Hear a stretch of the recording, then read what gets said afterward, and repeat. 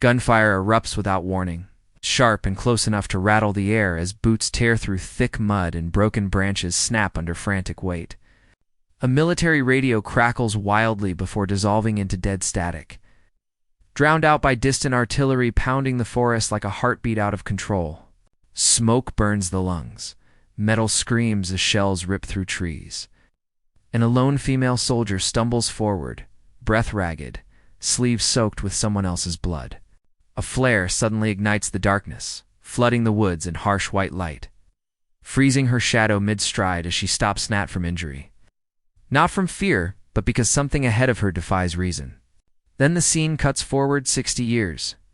A quiet police station door opens. A woman steps inside wearing worn military boots no one has seen issued in decades. Her posture rigid with discipline, her eyes heavy with memories that refuse to fade. She looks at the officer behind the desk and calmly says, "I was declared missing in 1944. The room goes silent, time itself seeming to pause.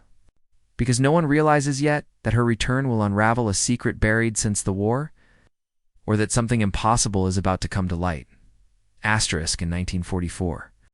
Europe was tearing itself apart as Allied forces fought desperately to break enemy lines before the war consumed another winter. And information had become more lethal than bullets. A single lost message could doom entire battalions. And within this chaos, operated a handful of women trained to move unseen couriers. Radio operators and reconnaissance soldiers whose missions were never meant to be recorded. One of them was Private Anna Keller, just 22 years old, signed to relay intelligence through a contested forest corridor, where enemy patrols moved like shadows. When her unit lost contact, search teams found only a shattered radio, torn maps, and a set of footprints that ended abruptly after 12 steps, as if she had vanished into thin air. With no body and no explanation, she was officially listed as missing in action, presumed dead. Her name eventually carved into stone while the war pressed forward without her. What no report ever revealed was why Anna had been sent alone into that forest, or what secret she carried that made her disappearance more dangerous than her death. Because while everyone believed the threat had passed, the real danger had only just begun. Asterisk 3 days before Anna Keller disappeared, Command intercepted a cryptic message that made every officer in the room pause. It wasn't enemy code, at least, not entirely. The transmission was scrambled, fragmented, urgent, and unmistakably Allied in origin. The words that crackled over the radio were short, tense, and heavily redacted. "If she reaches checkpoint Echo. Abort operation, repeat abort, she knows." No sender name. No signature. Only static and a sense of impending disaster. At first, Command assumed it was a technical glitch, another failed line in a chaotic war, but Anna had trained to recognize anomalies. She knew when danger didn't follow the rules. That night, as she moved silently through the forest, enemy flares ignited the tree line hours earlier than predicted. Patrols shifted unnaturally fast, as if someone had whispered precise instructions into their ears. Then came her final transmission, a whisper carried in panic over broken airwaves, punctuated by gunfire in the background. "They're not who we think. The list is real. If I don't make it," the words cut off abruptly, leaving nothing but static in the night. The forest fell silent. No echoes, no response, only the oppressive weight of uncertainty. Who sent that message? Why did it single her out? And what exactly was on that mysterious list? Within 90 seconds, everything changed. The soldiers who thought they were in control suddenly realized they were not just tracking movements, they were being tracked. The event was not an accident. It was a deliberate trigger that would determine survival, allegiance, and the fate of everyone involved. And in those final seconds, before the silence took hold, history itself pivoted in a direction no one could yet comprehend, because Anna Keller was not gone. She had merely stepped into a shadow that no one had the courage to follow. Asterisk dawn broke over the forest with a pale, gray light, but it did little to illuminate the confusion below. Mud clung to every boot, every uniform, and every thought. The first search teams moved cautiously along the narrow, broken trails where Anna Keller had last been seen. Trees leaned like weary sentinels. their shattered branches etched with the scars of distant artillery, and every snap of a twig seemed amplified into a gunshot. Officers shouted orders that were barely heard over the whispering wind, over the clatter of gear dragging through the muck, over the distant echoes of a forest that seemed alive, watching, waiting. Nothing matched the maps. Nothing matched the intelligence briefings.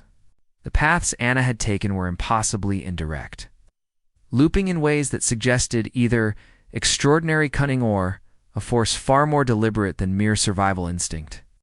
Somewhere in the underbrush, a stray piece of her uniform was caught on a bramble, swinging slightly, as if mocking the men who searched for her. Radios jammed repeatedly. The static hissed, then went silent, as if someone or something had anticipated the patrols.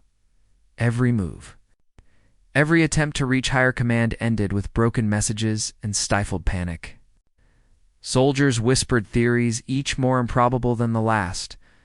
One insisted Anna had been captured, taken to a hidden enemy encampment.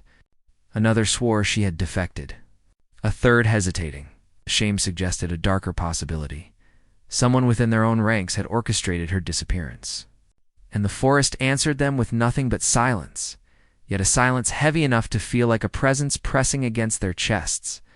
By midday, the tension had escalated into outright fear. The ground was littered with shell casings, both allied and enemy, lying side by side as if the battlefield had been erased of all meaning. Command tried to coordinate reinforcements, but reports conflicted. A squad had seen movement in one sector, then vanished. Another heard cries in the distance that stopped as suddenly as they started. In one small clearing, a lieutenant discovered footprints forming a circle around a fallen tree. Footprints so precise and deliberate, they could only belong to someone trained to vanish at will. He knelt, inspecting them, and felt a chill as he noticed the absence of any mud beyond the circle, as if someone had walked on air. Meanwhile, officers back at the mobile command tent were growing frantic. Intercepted messages hinted at a list names of double agents, secret supply routes, betrayal within the ranks, but the details were incoherent, fragmented. Only one thing was clear: Anna Keller was at the center. The realization struck like lightning. They were no longer searching for a missing soldier. They were chasing a ghost that knew the forest better than they did. A soldier who carried knowledge that could topple armies. As hours passed, the forest seemed to grow more hostile. Birds fell silent. A haze crept along the ground, wet and clinging, bending the sunlight into an unnatural dim. One squad reported seeing a figure at the edge of the trees, impossibly still, and when they aimed their rifles, she was gone. Not hiding, not fleeing, vanished. Panic set in. The men argued about strategy while the commander struggled to maintain order. Maps were torn, compasses spun inexplicably, and radios refused to carry even the simplest instructions. Something or someone was manipulating the terrain itself, turning a simple search into a labyrinth. Soldiers began murmuring of a guardian spirit, a curse, a human who had transcended all known tactics. None dared voice the possibility that they were being lured into a trap, and yet every instinct screamed that the danger was not at the forest's edge, but inside it, stalking their every step. In the shadows, Anna Keller moved like a phantom, each step calculated, each pause deliberate. She was aware of every sound, every misstep, every heartbeat that could give her away. She had survived ambushes before, but nothing in her training had prepared her for this, an enemy she could not see, and allies who might be worse than the ones she feared. Somewhere ahead, the whispers of men's panic floated through the mist, mingling with distant artillery, creating a surreal soundtrack to a nightmare that had no beginning or end. And then came the first unmistakable sign: a weapon jammed in a soldier's hands. An unexpected discharge that echoed through the trees, followed by the sound of someone or something moving with inhuman speed between the shadows. Men fell silent. Eyes darted. Guns aimed at nothing. The forest, for a brief instant, seemed alive with intelligence, reacting to each movement. Commanders radioed desperately, trying to piece together a coherent strategy, but each call ended with static, punctuated by the eerie sound of footsteps that didn't match any human stride. By late afternoon, the situation had deteriorated beyond recognition. Search teams were separated, some encircling the wrong sectors, others stumbling into dead ends or encountering collapsed trees that had fallen with such precision it seemed deliberate. One patrol discovered a small fire smoldering in the undergrowth, yet there was no smoke visible beyond 20 meters. They approached cautiously, expecting an enemy ambush, only to find a letter pinned to a tree, written in Anna's meticulous hand. It containing only fragments of sentences.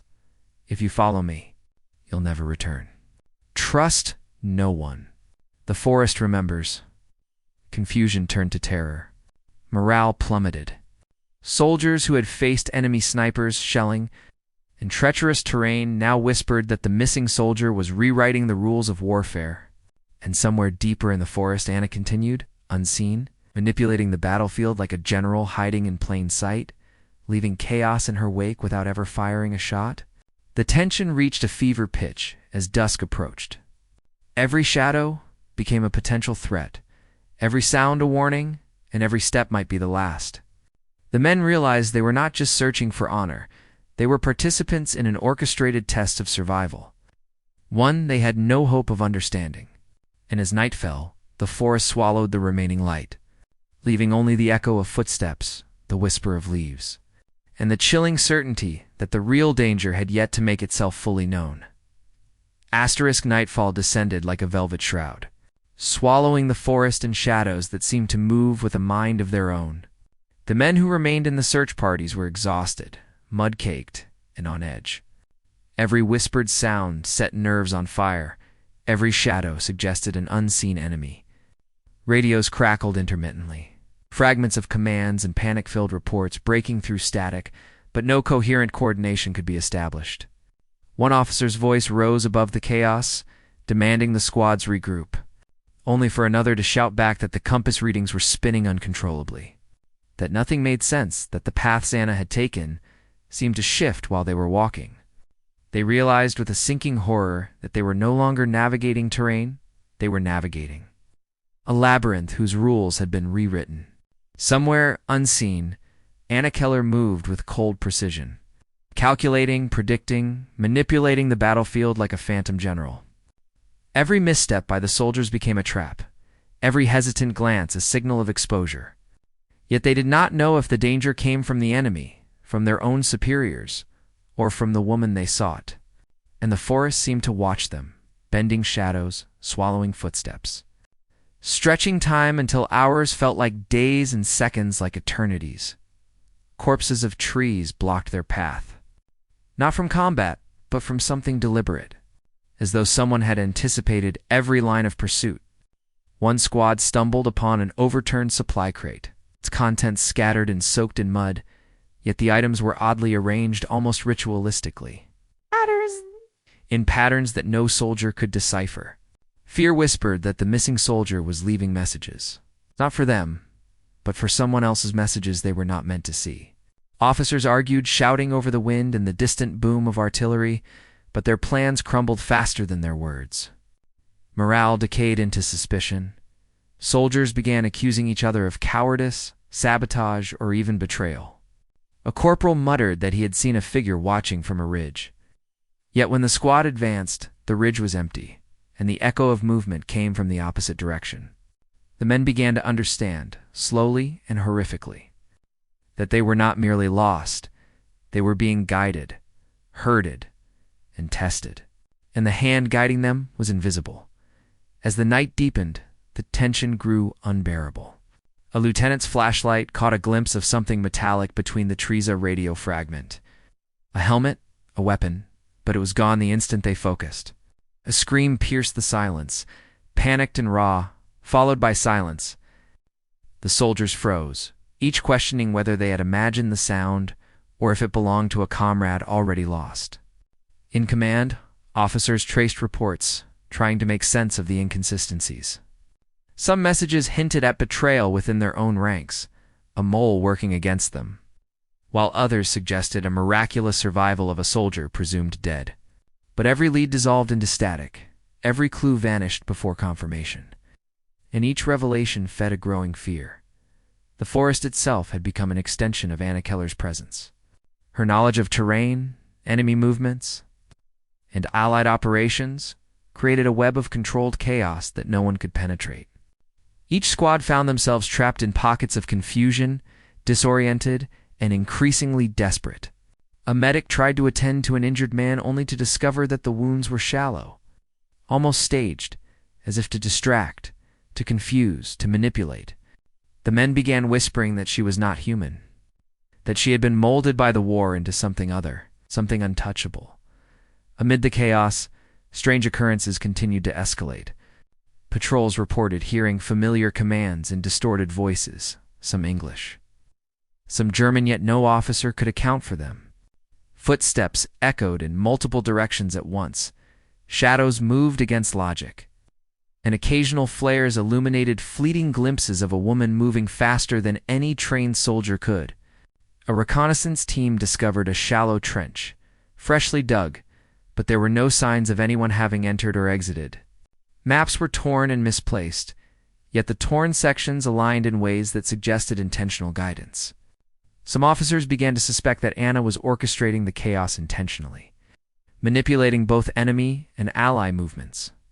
It was as though the forest had become her battlefield, and every person caught within it was a piece in a strategy no one could anticipate. Night stretched onward, and exhaustion collided with terror, creating hallucinations, misidentifications, and arguments so heated that men turned on each other, unsure if the danger came from within or outside their lines. By the early hours, desperation took root. Soldiers spoke of glimpsing Anna's silhouette near streams, over ridges and through ruined clearings. But every time they approached, she vanished, leaving only fleeting disturbances: a broken branch, a disturbed puddle, a subtle scent of wet earth mixed with something metallic. In one haunting encounter, a patrol found a diary page pinned to a tree, the ink smudged from moisture, yet clearly written in her hand. The fragment read, "If you pursue me, you will not return. Trust only your instincts, but beware, nothing is as it seems. The forest watches as I move, and the rules have changed." Officers reading it froze. Some laughed nervously. Some shook with fear.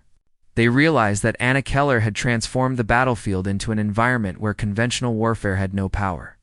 Every sense, every tactic, every assumption was now a liability. Even as they tried to regroup, the forest responded to their presence. Sounds echoed, pathways twisted, and faint glimpses of movement reminded them they were never alone. By dawn, survivors were few, exhausted, and paranoid. Some refused to speak, fearing that words could betray them. Others whispered theories that bordered on madness, that Anna had allies inside the enemy. She had survived due to extraordinary skill or divine intervention, that she had somehow manipulated time itself. Command officers finally realized the grim truth. Anna Keller was not simply a missing soldier. She was a force that defied conventional understanding, capable of controlling perception, anticipating moves, and orchestrating events from within the forest while remaining invisible. And as the sun broke weakly through the mist, casting long, trembling shadows across broken trees and muddy trails, the remaining men understood that the true danger had never been enemy fire, betrayal, or exhaustion. It had been Anna herself. She had created chaos so complete, so intricate, that it would haunt every memory, every report, every soldier involved for decades to come. The forest was silent again, but the silence was heavy with knowledge. They had witnessed something extraordinary, something impossible, something that could not be explained. And somewhere, hidden in the undergrowth, or moving like a shadow across the treetops, Anna Keller had survived yet again, leaving behind only questions, fear, and a trail of carefully orchestrated confusion. The forest had become a living, breathing entity, feeding off fear, strategy, and desperation. As the sun dipped low, the shadows lengthened, twisting familiar terrain into a maze of uncertainty. Soldiers, already exhausted from hours of fruitless pursuit, began to question not only their orders, but their very senses. A single flicker of movement, a branch trembling, a shadow passing between two trees, was enough to send men diving into mud or firing wildly into nothing. Every plan unraveled before it could be enacted, every command lost to static or misinterpretation. Anna Keller, the missing soldier, moved unseen yet omnipresent. She was everywhere and nowhere at once, anticipating every maneuver, exploiting every hesitation. Her knowledge of the forest, the enemy, and her own allies had transformed the battlefield into a labyrinthine trap. Each footstep taken by a pursuer seemed already calculated in a game they did not realize they were playing. The tension reached its zenith when a squad stumbled upon what appeared to be an abandoned enemy encampment. The soldiers expected resistance, ambush, or chaos, but instead found eerie perfection. Weapons were aligned in the dirt, rations untouched, and a single note pinned to a tree. The real battle begins when you realize who is not your enemy. Confusion and fear clashed in their minds. Some suggested they retreat. Others, driven by duty or stubbornness, pressed on. They could not see her, but they could feel her. Every misstep, every hesitation seemed to trigger subtle reactions in the environment branches breaking. Mud shifting, distant shots echoing in impossible directions. Anna's presence was both a specter and a strategist, orchestrating the chaos with a precision that no human command could counter. Officers back at command posts, analyzing intermittent reports, grew frantic as movement patterns defied logic. Entire battalions had been rerouted, some inadvertently avoiding ambushes, others walking into traps, only to emerge unscathed. Something or someone was rewriting reality itself.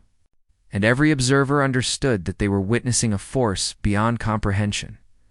As the night deepened, betrayals and miscalculations escalated the stakes further. Soldiers accidentally fired upon one another, shadows mistaken for enemies, whispered rumors igniting panic that spread faster than bullets. The forest became a stage for illusions, glimmers of movement where none existed. Faint cries mimicking voices long dead, footprints that appeared and disappeared without explanation. Even veteran commanders were paralyzed by uncertainty, unable to reconcile the impossibility of what was occurring with the operational realities they had trained to master. And through it all, Anna Keller remained the central axis. She manipulated timing, perception, and geography as though the forest were an extension of her will. She intercepted messages, leaving only fragments, false trails, and cryptic warnings. Every encounter, every narrowly avoided skirmish, served a purpose, all pointing toward the climax of an operation that no one fully understood. The soldiers' fear turned into awe and desperation. The knowledge that they were no longer merely pursuing a missing soldier, but contending with someone capable of shaping outcomes on a scale that blurred the line between human skill and near-mythical ability. In the thick of chaos, moments of human vulnerability appeared starkly. A young private collapsed, trembling, tears mixing with mud as he confessed that he could no longer tell the difference between friend, foe, and phantom. His comrades, equally exhausted, tried to rally him, but their own nerves were frayed to breaking. The night was punctuated with decisions that carried fatal consequences, choices about which paths to take, which squad members to trust, which rumors to act upon. One wrong decision could mean death. One hesitation could mean exposure. And yet Anna Keller operated with a clarity born of necessity. Every risk she took was calculated, every motion deliberate. Every disappearance, a lesson in control, adaptability, and survival. She had become the embodiment of the forest's memory, the keeper of secrets that could topple entire units, the silent architect of a climax that would leave history questioning the very nature of heroism and danger. By midnight, the forest's tension had peaked. Enemy forces, confused and demoralized by anomalies, began to retreat in disarray, misreading signs and falling prey to unseen interventions. Allied soldiers, equally disoriented, stumbled into positions Anna had preordained, emerging alive from places that should have been death traps. Messages intercepted along the way revealed betrayals that had been orchestrated decades earlier, suggesting a level of foresight few could comprehend. And then, just as the clock approached the early hours of dawn, a decisive moment arrived. Anna emerged briefly into a clearing, visible yet untouchable, coordinating in silence with signals only she understood. In that instant, the forest seemed to exhale, a collective acknowledgement of the balance of chaos she had imposed. She was no longer just surviving, she was shaping outcomes on a scale that left commanders, soldiers, and even enemy forces questioning reality itself. Every observer realized the impossible. One woman, missing for decades, had orchestrated a chain of events that would determine life and death across the battlefield, and yet remained completely beyond their reach. The climax unfolded not with a single explosion, gunshot, or heroic act in plain sight, but as a sequence of precise, invisible manipulations. Entire squads avoided ambushes they should have walked into. Supplies reached units days ahead of schedule. Enemy officers were eliminated through uncanny timing, and the forest itself became both weapon and shield. Emotions ran raffia, awe, frustration, admiration all intertwined in a tension so complete that the survivors would carry it for decades. Letters later written by soldiers described seeing shadows move against logic, hearing voices that guided them, and experiencing a sense of being tested, watched, and judged. By the time the first hints of dawn broke over the treetops, the forest was silent once again, yet the aftermath was seared into memory. Anna Keller had not only survived, she had redefined the rules of engagement, heroism, and survival. Every unit left standing, every report filed, every soldier who returned carried the imprint of a climax that was as psychological as it was physical, leaving an indelible mark on history that few could explain and even fewer could believe. And as the fog of dawn settled, a single truth remained undeniable. Anna Keller had orchestrated a perfect storm of chaos, and the consequences of that night would echo far beyond the forest, shaping stories, legends, and mysteries that would last for generations. Asterisk, the forest fell silent, but its silence was not peace. Soldiers who returned spoke of experiences that defied logic, shadows that moved against reason, and voices that guided or misled at will. Command filed incomplete reports, and some officers refused to record anything, fearing disbelief or reprisal. Anna Keller, missing for 60 years, had not merely survived. She had orchestrated chaos in a way that challenged human endurance and intelligence. Her name existed only in fragmented archives, letters, and whispers, yet she carried with her knowledge of betrayal, manipulation, and survival beyond anything recorded in wartime chronicles. When she finally walked into a quiet police station decades later, she brought with her the weight of secrets that had persisted across time. Authorities in the 2000s were unprepared for the woman before them. Her aged uniform bore insignia from a long-gone military era, and her eyes held memories no historian could reconcile with official reports.